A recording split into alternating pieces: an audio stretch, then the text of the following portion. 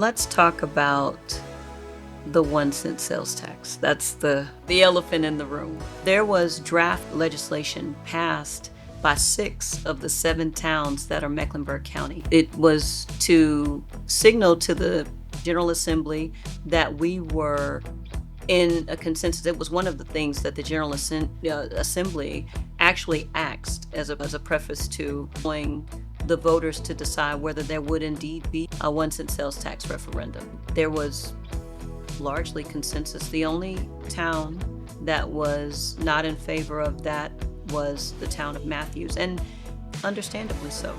Matthews is around 30,000 residents. We're adjacent to both Matthews and Mint Hill in East Charlotte. But again, the challenge is the cost of the Silver Line.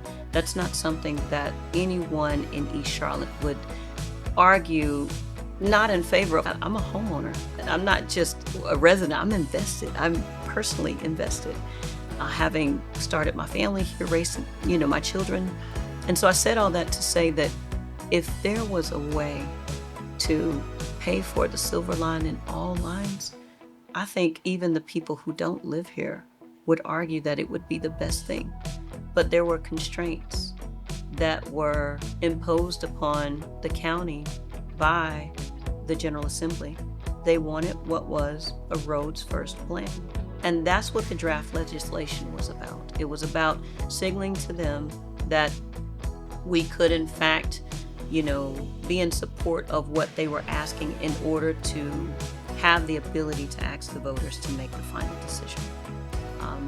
And what that means potentially, if it is in fact approved by the voters, is a better bus system with more frequency, and not just the number 9. The number 9 is already very, very frequent. It's actually the most frequent bus in our system. It runs currently every 15 minutes. And it goes from East Charlotte to Uptown.